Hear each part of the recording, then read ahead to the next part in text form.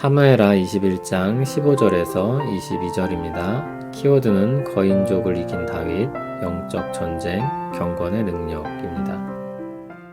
블레셋 사람이 다시 이스라엘을 치거늘 다윗이 그의 부하들과 함께 내려가서 블레셋 사람과 싸우더니 다윗이 피곤함에 거인족의 아들 중에 무게가 300세겔 되는 노창을 들고 세 칼을 찬 이스비브노비 다윗을 죽이려 하므로 수르야의 아들 아비새가 다윗을 도와 그 블레셋 사람을 쳐 죽이니 그때 다윗의 추종자들이 그에게 맹세하여 이르되 왕은 다시 우리와 함께 전장에 나가지 마옵소서 이스라엘의 등불이 꺼지지 말게 하옵소서 하니라. 그 후에 다시 블레셋 사람과 곱에서 전쟁할 때 후사 사람 십부게는 거인족의 아들 중에 삽을 쳐 죽였고 또다시 블레셋 사람과 곱에서 전쟁할 때 베들레헴 사람 야레오르김의 아들 엘하나는 가드 골리앗의 아우 라흐미를 죽였는데 그자의 창 자루는 배틀채 같았더라. 또 가드에서 전쟁할 때 그곳에 키가 큰 자 하나는 손가락과 발가락이 각기 6개씩 모두 24개가 있는데 그도 거인족의 소생이라. 그가 이스라엘 사람을 능욕함으로 다윗의 형 삼마의 아들 요나단이 그를 죽이니라. 이 네 사람 가드의 거인족의 소생이 다윗의 손과 그의 부하들의 손에 다 넘어졌더라. 아멘. 오늘 말씀은 다윗의 용사들의 목록을 제시합니다. 비로소 블레셋을 완전히 이기게 된 내용이 나옵니다. 15절을 보면 블레셋과 싸우는데 다윗이 피곤했다고 합니다. 17절을 보면 아비새가 다윗을 도왔다고 합니다.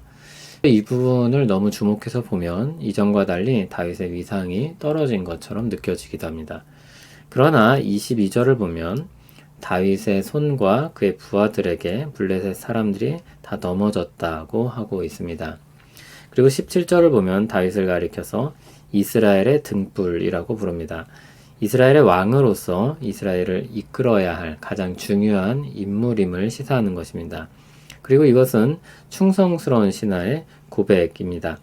다윗에 대한 충성이 특별했었음을 보여주는 것입니다. 다윗의 부하들이 진정 그를 아껴서 그를 도왔던 것을 묘사하는 것입니다. 그래서 이 부분이 다윗의 약함을 부각하려는 의도가 있다고 보이진 않습니다.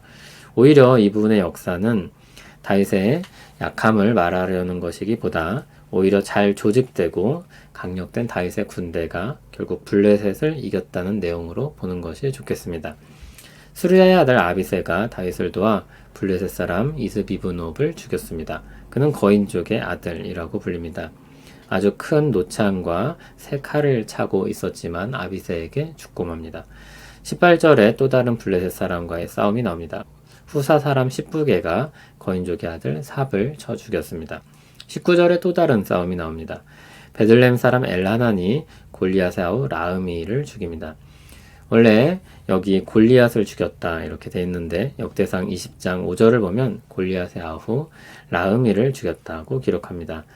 아마 상징적인 이름으로 골리앗을 썼거나 또는 필사를 하면서 오기가 된 것일 것입니다.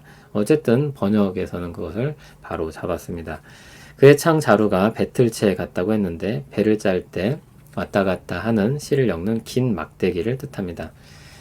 이 창 자루가 굵고 무겁다는 것을 빗댄 것입니다.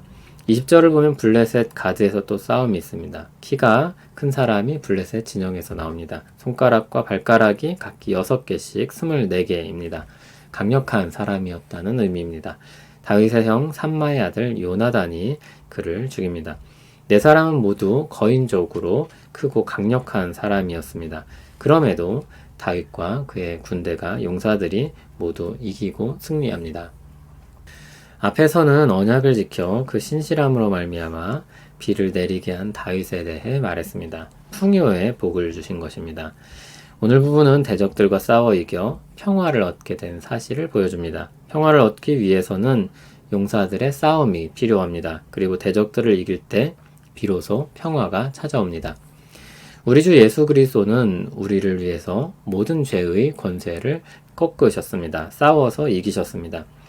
우리는 사령관이신 그리스도의 승리를 힘입어 우리 영적 싸움을 수행합니다. 흔히 말하듯 큰 전쟁은 이미 승리한 것입니다. 잔당 소탕작전처럼 소규모 전투가 남아 있습니다. 우리 사령관이신 그리스도께서 성령님을 보내주셔서 그 싸움을 싸우게 하십니다. 소규모 전투인 만큼 비일비재하게 일어납니다. 일상의 싸움인 것입니다. 그리고 블레셋 거인족처럼 때론 적이 크게 느껴지기도 합니다. 실제로 강력한 힘을 가진 경우도 많습니다. 그럼에도 우리는 하나님의 능력으로 이길 수 있습니다. 고린도후서 6장 7절을 보면 하나님의 능력으로 의의 무기를 좌우에 가지라고 했습니다. 그것과 더불어서 제시되는 우리의 싸움 방식은 깨끗함, 지식, 오래 참음, 자비, 성령의 감화, 거짓 없는 사랑, 진리의 말씀입니다. 우리 싸움의 성격이 어떤 것인지를 잘 드러내 줍니다. 혈과 육에 속한 그런 싸움이 아니라 죄와의 싸움인 것입니다. 우리 힘으로 하려고 하면 실패할 것이지만 주님을 의지할 때 우리는 그 싸움을 이기고 승리할 것입니다. 경건은 신자의 능력입니다. 성공하는 능력, 부자가 되는 능력은 아니지만 일상의 영적 전쟁을 이기는 능력입니다. 그 능력으로 영적 싸움을 이길 때 하나님 나라의 평안이 우리 안에 자리할 수 있습니다. 죄와 싸워 이겨낼 때 우리 마음이 하나님 안에서 진정한 쉼을 누릴 수 있는 것입니다. 주님이 먼저 그 싸움을 싸우셨고 이기셨습니다. 우리를 주님 안에 두셔서 영적 싸움을 이기게 하십니다. 이 믿음으로 우리 앞에 놓인 싸움을 싸우고 이기는 우리 되길 바랍니다. 우리 앞에 놓인 싸움을 주와 더불어 싸우게 하시며 이기게 하옵소서. 우리는 약하나 주님은 강합니다. 주님은 이미 죄에 대해 승리하셨으며 그 권세 아래 있지 않으십니다. 주 안에 있는 우리에게 일어나는 일상의 싸움을 주님의 능력으로 이기게 하옵소서. 예수님 이름으로 기도합니다. 아멘.